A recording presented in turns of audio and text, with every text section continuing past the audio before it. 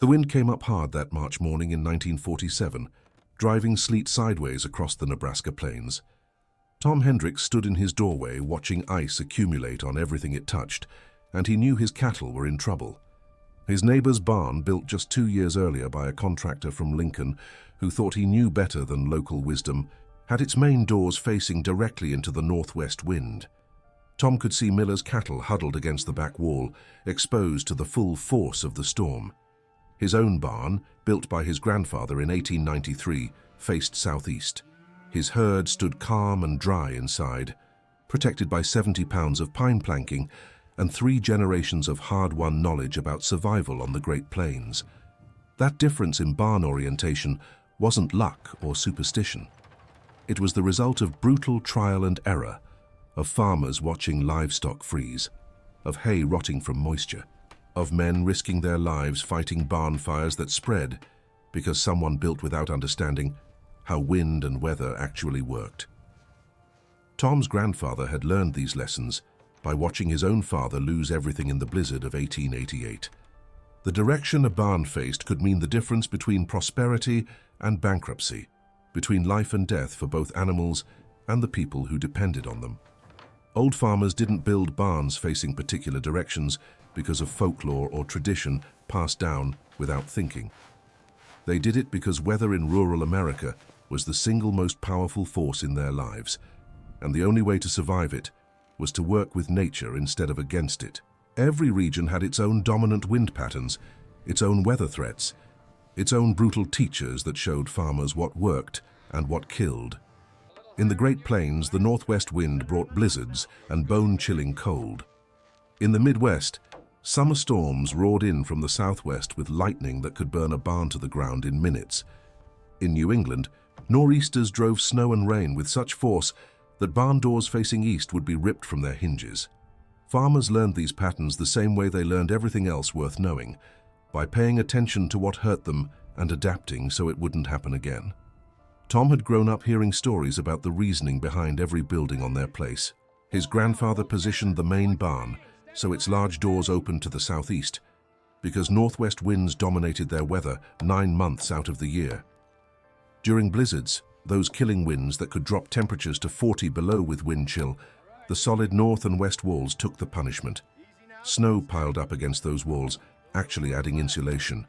Meanwhile, the southeast face stayed relatively clear, and on the rare winter days when the sun broke through, it shone directly through those big doors, warming the interior and helping dry out moisture from animal breath and body heat.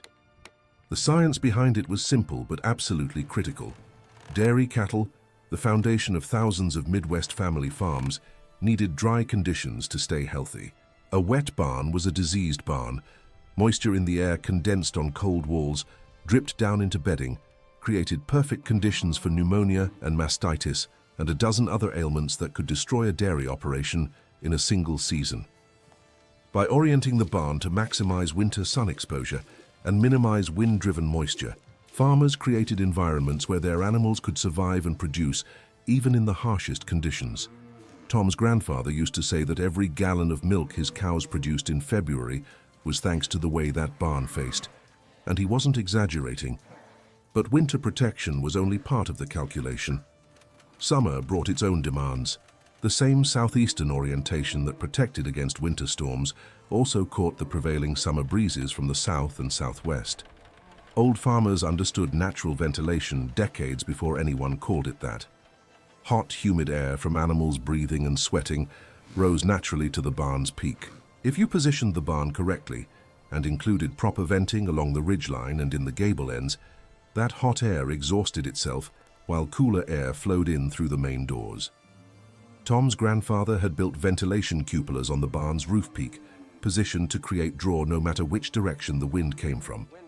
On July days when the thermometer hit 95 degrees, the barn stayed 10 to 15 degrees cooler than outside, which meant his dairy cows kept eating and producing instead of just standing in heat stress. The county extension agent who visited their farm in 1952 brought an anemometer and actually measured airflow patterns around Tom's barn. He recorded everything in a report that went to the State Agricultural College, documenting how the barn's positioning created natural air circulation that matched what the college's new forced ventilation systems were trying to accomplish with electric fans and ductwork, costing thousands of dollars. The agent told Tom his grandfather had understood fluid dynamics, without knowing the term, had worked out the physics of air pressure and temperature gradients by pure observation and testing. That barn breathed like a living thing, pulling in fresh air and pushing out stale air, all because of which direction it faced and where its openings were placed. Fire was the other terror that shaped every decision about barn construction and orientation. Lightning-caused barn fires were so common in the Midwest that insurance companies charged premium rates for coverage, and many farmers couldn't afford insurance at all. They protected their investment through positioning and design. Tom's grandfather had built the barn with its main doors facing away from the house and the other outbuildings. His reasoning was grimly practical. If lightning did strike the barn, the prevailing winds would carry flames away from everything else. The barn would burn, but the house, the chicken coop, the granary, the machine shed might all survive. He'd seen too many farmsteads where one lightning strike on a poorly positioned barn had resulted in total loss as fire spread from building to building. The summer of 1954 tested that planning. A thunderstorm rolled through on an August evening, part of a squall line that stretched from Kansas to Wisconsin. Tom was in the barn doing evening milking when he heard the crack that meant lightning had hit close. He smelled smoke immediately, saw flames already climbing the hay mow on the barn's north side. He and his oldest son, James, got the cattle out in less than 3 minutes, every cow heading straight out those big southeast doors while flames roared behind them. The barn was fully involved within 10 minutes, a tower of fire visible for miles. But the wind that night came from the northwest, pushing the flames away from the house, just like Tom's grandfather had calculated 60 years earlier. Tom and his neighbors fought all night to keep sparks from jumping to other buildings. By dawn, the barn was gone, but the house stood untouched just 80 feet away. The insurance adjuster, who came out 3 days later, looked at the burn pattern, looked at how the house and other buildings were positioned, and told Tom his grandfather had probably saved the family home that night by understanding fire behavior and wind direction decades before the fire actually happened. Regional variations in barn orientation reflected different weather patterns and different threats. In the Shenandoah Valley of Virginia, old barns typically faced east or southeast, built into hillsides when possible to use the earth itself as insulation and protection from western weather. Valley farmers dealt with storms that came over the mountains from the west, bringing wind and rain that could strip roofs and collapse walls if buildings weren't properly positioned. Bank barns, built partially into hillsides, used the terrain as a windbreak while positioning the main floor opening to catch morning sun. Tobacco farmers needed good ventilation for curing, so they often built barns with vertical openings they could adjust, positioned to create cross-ventilation regardless of wind direction. But even with those adjustable vents, the barn's overall orientation still favored eastern openings, still protected the main structure from the prevailing western storms. In northern New England, farmers faced different challenges.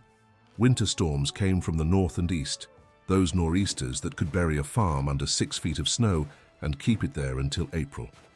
New Hampshire and Vermont barns typically faced south or southwest, positioned to avoid direct exposure to northern winds while maximizing what little winter sun penetrated the clouds. Connected farm buildings, called continuous architecture, created a single structure where farmers could move from house to barn to outbuildings without stepping outside into deadly cold. The orientation of that entire complex was calculated to protect against northern exposure, while creating a southern courtyard that stayed relatively clear of snow and caught whatever warmth the winter sun provided.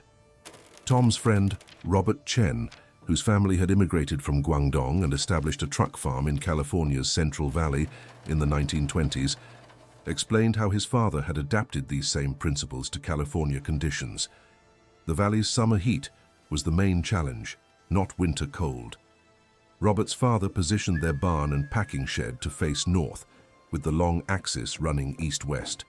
This minimized direct sun exposure on the building's sides during the hottest part of the day, while allowing morning and evening sun to provide light and warmth during the cooler hours.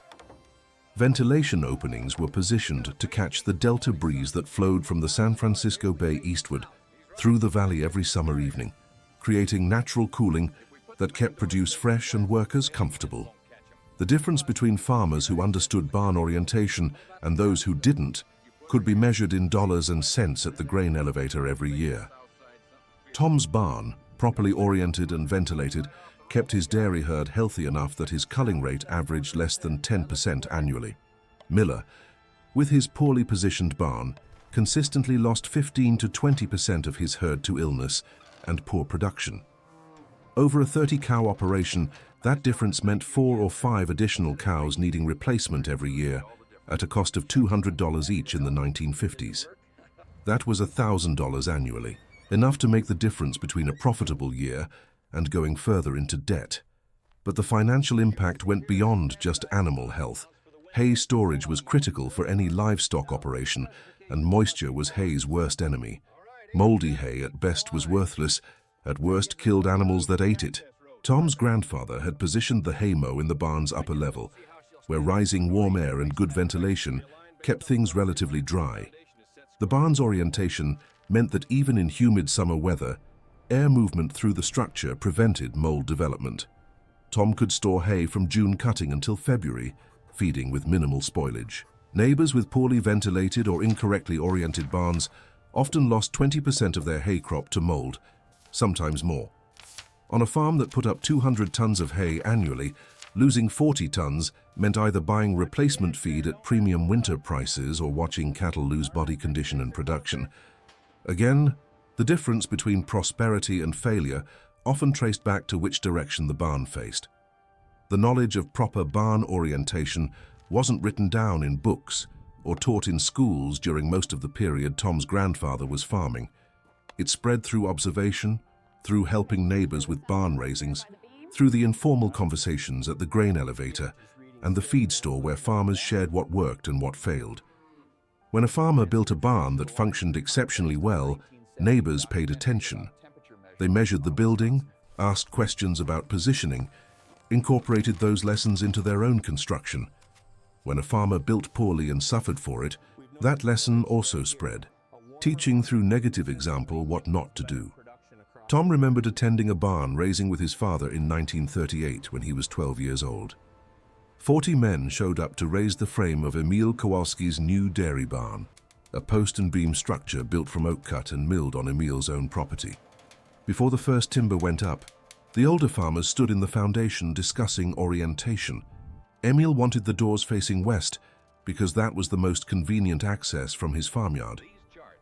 Tom's father and 3 other experienced farmers talked him out of it, explaining patiently but firmly that western exposure would mean direct afternoon sun overheating the barn in summer, would mean winter storms driving directly through those doors, would create problems that would cost Emil money and misery for the next 50 years. They spent an hour convincing Emil to rotate the entire structure 90 degrees, positioning the main doors to the south. Emil trusted their experience and made the change. 20 years later, he told Tom's father that conversation had saved his operation during the drought and heat of the 50s, that the barn's orientation was the only reason his cows survived those 100-degree summers. That kind of knowledge transfer happened constantly in rural communities where farming knowledge meant survival. But it started breaking down after World War II, when commercial contractors began building farm structures using standardized plans developed in distant offices. These contractors often had construction skills, but lacked specific understanding of local weather patterns and farming realities. They positioned barns based on property lines and access roads and cost efficiency, not based on wind direction and sun angle and storm patterns. The results were predictable. Through the 1950s and 60s, Tom watched neighbor after neighbor build new barns that looked modern and impressive, but functioned poorly because they were oriented wrong for Nebraska conditions. The County Extension Service tried to bridge this gap by publishing guides on farm building design, including orientation recommendations based on regional weather data. Tom still had the 1956 bulletin that diagrammed optimal barn positioning for different Nebraska climate zones. It confirmed everything his grandfather had figured out through hard experience. Main openings facing southeast in the western half of the state, more southern orientation in the east, where winter storms came from slightly different directions. always accounting for summer ventilation needs and winter wind protection. But by the time those bulletins were published, many farmers were already hiring contractors who built according to their own ideas, rather than time-tested local wisdom. The shift toward mechanized feeding systems and larger operations in the 1960s changed some of these calculations. Freestall barns with concrete alleys and mechanized manure handling didn't depend as much on natural ventilation, since they often used forced air systems powered by electricity. But even with modern systems, orientation still mattered for energy efficiency and animal comfort. Tom's son James, who took over the farm in 1968, built a new freestall barn using the latest design from Iowa State University. But he positioned it using the same southeastern orientation his great-grandfather had chosen in 1893, understanding that working with prevailing winds, rather than against them, would reduce the load on ventilation fans and heaters, would make the structure more efficient and economical to operate. The science behind traditional barn orientation has been validated by modern agricultural engineering research. Studies have measured temperature differentials, air exchange rates, animal health outcomes, and energy consumption in barns with different orientations. The results consistently confirm what old farmers knew intuitively. Proper orientation significantly impacts barn performance.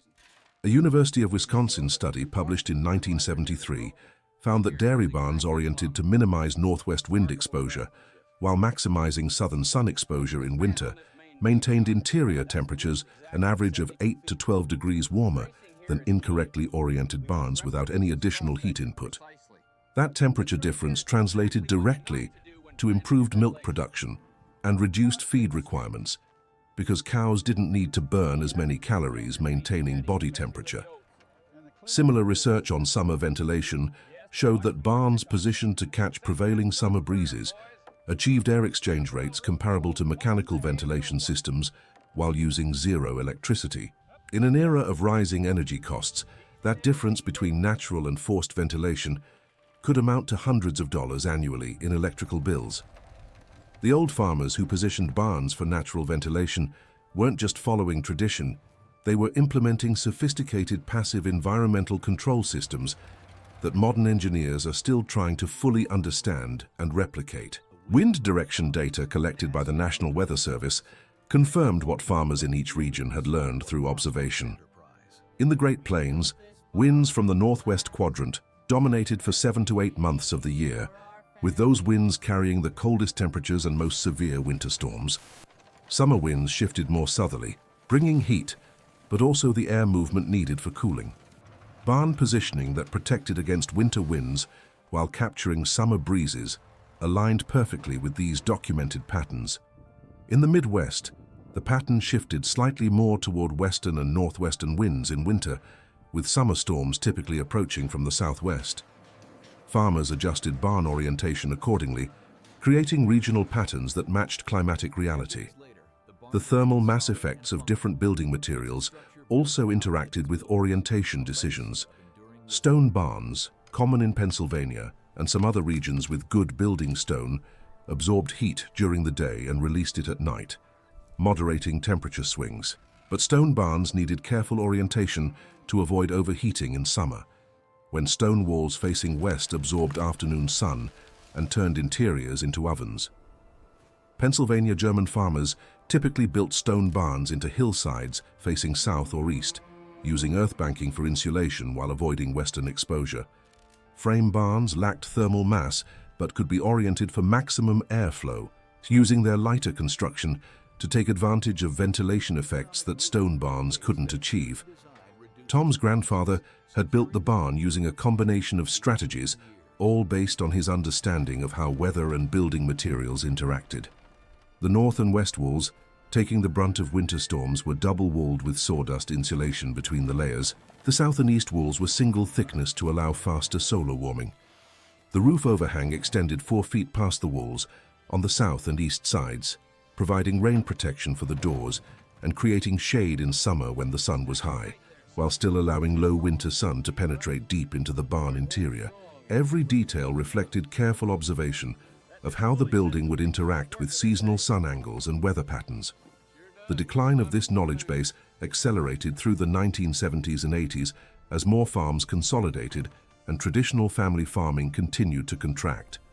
Young people leaving for city jobs meant fewer farmers learning these principles through hands-on experience and mentorship. Agricultural colleges taught building design, but often emphasized standardized approaches suitable for publication rather than site-specific adaptations based on local conditions. The result was a generation of farm buildings that functioned adequately with high-energy inputs for heating, cooling, and ventilation, but couldn't match the efficiency of older barns that had been positioned to work with natural forces rather than fight against them. Tom retired from active farming in 1984, leaving the operation to James and his grandson Michael. The old barn his grandfather built still stood, still functioned, its orientation still providing the same advantages it had for 91 years. Michael talked about replacing it with a modern facility, but after running the numbers, he realized the old barn's natural ventilation and passive solar heating saved enough in energy costs that upgrading would take 20 years to pay back. The wisdom embedded in that barn's orientation continued delivering value nearly a century after it was built, a testament to the practical intelligence of farmers who learned to read weather and landscape and build accordingly. The broader lesson from barn orientation extends beyond agriculture. It demonstrates how careful observation of natural patterns, combined with practical testing and knowledge sharing, allowed people without formal education to develop sophisticated solutions to complex environmental challenges. Old farmers couldn't control the weather, but they learned to work with it, positioning their buildings to turn natural forces into advantages, rather than fighting costly battles against wind and sun and storm. That approach, born from necessity and refined through generations, created structures that remained functional and efficient long after the men who built them were gone. Understanding why old farmers built barns facing particular directions requires recognizing that these weren't arbitrary choices or meaningless traditions. They were carefully calculated decisions based on accumulated knowledge about weather patterns, animal behavior, building materials, and the economics of survival farming. Every barn oriented to catch southeastern sun in Nebraska, every Pennsylvania stone barn built into a south-facing hillside, every connected farm building in Vermont, positioned to create southern courtyards, represented generations of hard-won wisdom about how to survive and prosper in challenging climates with limited resources. The difference between success and failure often came down to these seemingly small decisions about which direction a building faced. Farmers who got it right created sustainable operations that supported families for generations. Farmers who built without understanding these principles fought against their own buildings, spending money and labor trying to overcome problems that proper orientation would have prevented. The old farmers who insisted on particular orientations weren't being stubborn or superstitious. They were protecting their families' futures by building intelligence and efficiency into structures that would outlast them. Thank you for watching this video. If you found these stories of American farming wisdom valuable, please subscribe to our channel, give us a like, and share this with others who appreciate agricultural heritage and traditional knowledge. This video is inspired by real historical facts and practices documented in agricultural records, extension service publications, and the lived experiences of American farming families. It is not intended to represent or offend any specific individuals or groups. Tom Hendricks is a representative character who reflects the real experiences of hundreds of American farmers who faced similar situations and made similar decisions during the 1930s through 1970s era of American agriculture.